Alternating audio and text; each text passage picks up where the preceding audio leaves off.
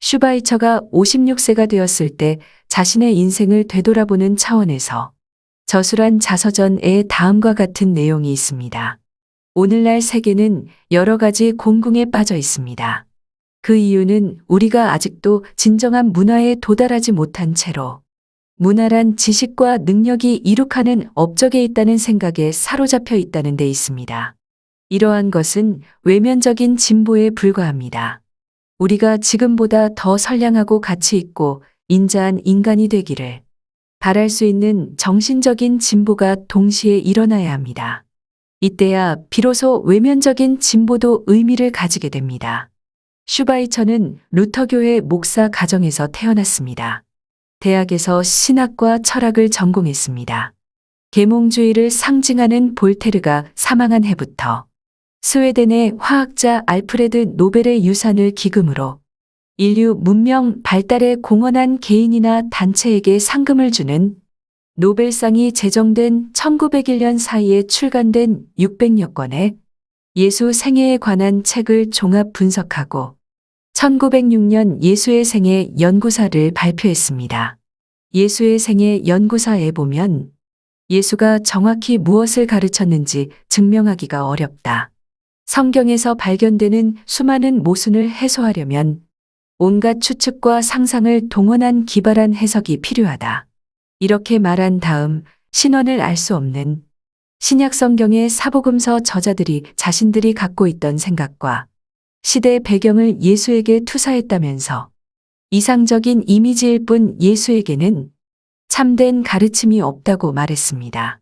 슈바이처는 최초로 예수의 생애 연구를 한 학자입니다. 그런데도 예수의 핵심 키워드 천국 비유를 거론조차 하지 않았습니다. 예수는 비유로 말할 때마다 귀 있는 자는 들으시오 하면서 뒷귀가 먹은 사람처럼 못 알아듣는 일이 없도록 주의를 환기시켰습니다. 마태복음에서는 3번, 마가복음에서는 2번, 누가복음에서는 1번 나옵니다. 아마도 수백 번은 더 했을 겁니다. 예수 연구를 했다는 학자 대부분은 슈바이처와 별반 다를 게 없었습니다. 이상적인 이미지일 뿐 예수에게는 참된 가르침이 없다고 말한 슈바이처의 생명의 경외에는 모든 생명을 보존하고 촉진하는 일은 선이고 생명을 부정하고 방해하는 일은 악으로 규정한다. 그리스도는 오직 한 계명만 주셨다. 그렇다면 슈바이처가 말한 그리스도는 누구입니까? 슈바이처는 쇼펜하우어와 니체의 영향을 받았다고 볼 수밖에 없습니다. 니체도 목사의 가정에서 태어났습니다. 어린 시절 성경 구절을 기가 막히게 잘 외워서 꼬마 목사라는 별명까지 얻었으며 대학에서 신학과 고전문헌학을 배우다가 중도의 신학을 포기하고 세상의 그 어떤 말보다도 혹독한 말로 기독교를 고발한 사람으로 유명합니다. 니체는 성경을 읽을 때 장갑을 낀다고 했습니다. 추잡스러워 만지고 싶지 않지만 예수가 누구이고 무엇을 가르쳤는지 밝혀내기 위해서였다고 합니다. 1888년에 발표한 안티크리스트에 보면 예수는 하층민과 외톨이, 범죄자를 부추겨 유대교가 지배하는 사회를 공격한 무정부주의자에 지나지 않았다. 만약 성경의 기록이 사실이라면 예수는 정치범으로 형무소에 들어갈 만한 말들을 하고 있는 셈이고 그런 죄목이 있었다고 한다면 예수는 자신의 죄 때문에 죽었다. 예수가 다른 이들을 위해 죽었다는 말은 너무나 유명하지만 사실은 그렇지 않다. 루돌프 불트만도 독일의 루터교회 목사 가정에서 태어났습니다. 대학에서 신학을 전공하고 졸업 후 대학 교수가 된 다음 1926년 예수를 발표했습니다. 거기에 보면 역사적 예수의 모습을 찾으려는 것은 불가능하고 기독교 신앙의 관점에서 볼 때 찾아야 할 필요가 없다 말했습니다. 그 후 초월적인 예수에 대해서 관심을 가져야 한다면서 예수의 역사성을 전면 부인했습니다. 그리스도는 역사적인 인물이 아니라 도덕적인 원리를 인격화한 이념일 뿐이라고 말한 사람도 있습니다. 세계적으로 이름이 널리 알려진 학자들은 하나같이 예수의 역사성을 부정하거나 참된 가르침이 없다고 말했습니다. 그렇지만 인문학적으로 파고들면 예수가 무슨 말을 했는지 알 수 있습니다. 예수는 문명사회가 목전에 왔음을 세상에 알렸습니다. 예수는 문명사회의 여명기에 살았던 선각자였습니다. 아침에 하늘이 붉고 흐리면 날씨가 굳겠다. 천기는 분별할 줄 알면서 시대의 표적은 분별할 수 없느냐? 예수가 한 말입니다. 그 당시 지중해의 강자였던 로마는 도시 문명의 꽃을 활짝 피웠던 시기였습니다. 시대적 요구에 부응하지 못하면 퇴행의 수순을 밟게 되는 것은 당연지사입니다.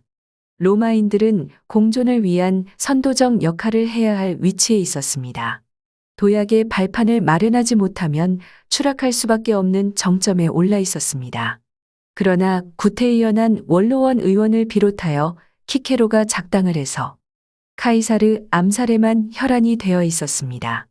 그 바람에 로마인들은 갈피를 잡을 수 없는 혼란에 빠져들었고 퇴행의 첫 번째 주자로 나선 사람이 아우구스투스 황제였습니다. 그 무렵 유대에서도 문명의 맹아를 말한 예수가 태어났습니다. 그런데도 슈바이처, 니체, 볼트만은 문명시대의 여명기에 진입한 로마에 대해서 전혀 아는 바가 없었습니다. 왜 저들은 로마가 문명시대에 진입했다는 역사적 진실을 상상조차 하지 못했을까요?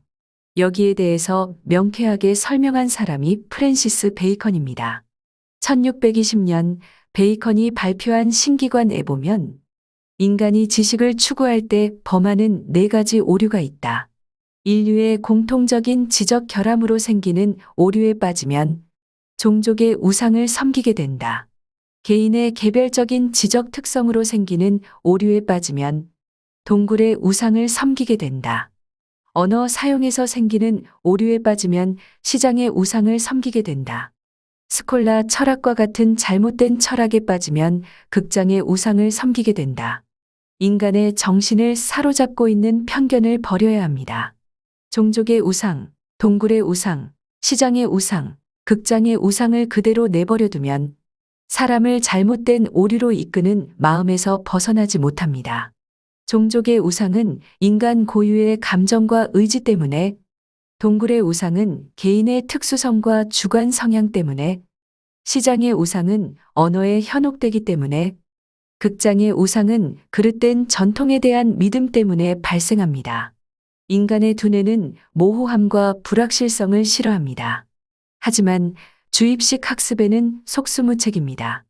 슈바이처가 무지했기 때문에 예수의 천국 비유를 이해하지 못한 것이 아닙니다. 고정관념 때문이었습니다. 슈바이처가 찾아본 600여 작가들도 마찬가지였습니다. 사람의 머릿속에 굳어버린 고정관념과 모식은 이처럼 바꾸기가 어렵습니다. 기독교는 반복학습과 주입식 교육으로 교세 확장에 성공한 대표적 케이스입니다. 예수 살아생전에도 바리새파 랍비들과 광야의 수도원 에세네파 지도자들은 반복 학습을 통해서 사람들을 세뇌시켰습니다. 누가복음 2장에 다음과 같은 기록이 있습니다. 예수께서 12살 될 때에 저희가 절기의 전례를 쫓아 올라갔다가 그 날들을 마치고 돌아갈 때에 아이 예수는 예루살렘에 머무셨더라.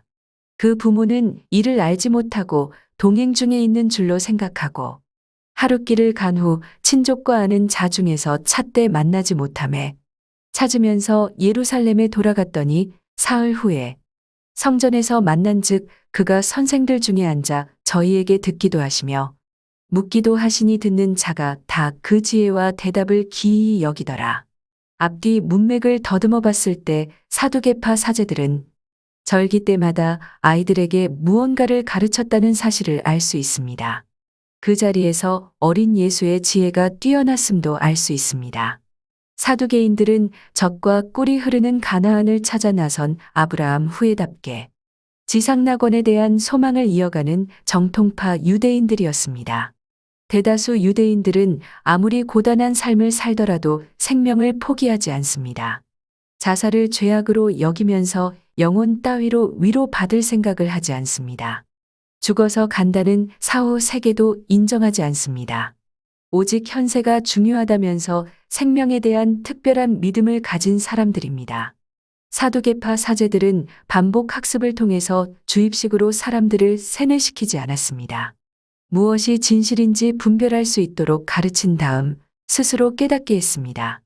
갈릴리로 돌아간 12살 예수도 자연을 관찰하면서 삶의 지혜를 얻고 역사적 현실에 대한 깊은 통찰력과 시대를 예견하는 해안을 갖게 되었다고 볼 수 있습니다. 아주 작은 겨자씨 속에도 생존에 필요한 에너지와 정보가 들어있다는 사실을 깨닫는 순간, 우리도 예수와 같은 생각을 하게 됩니다. 이와 같은 사실을 입증할 증거가 마태복음 12장에 있습니다. 예수께서 이 모든 비유를 마치신 후에 거기를 떠나서 고향으로 돌아가 저희 회당에서 가르치시니 저희가 놀라 가로되 이 사람의 이 지혜와 이런 능력이 어디서 났느냐? 이는 그 목수의 아들이 아니냐?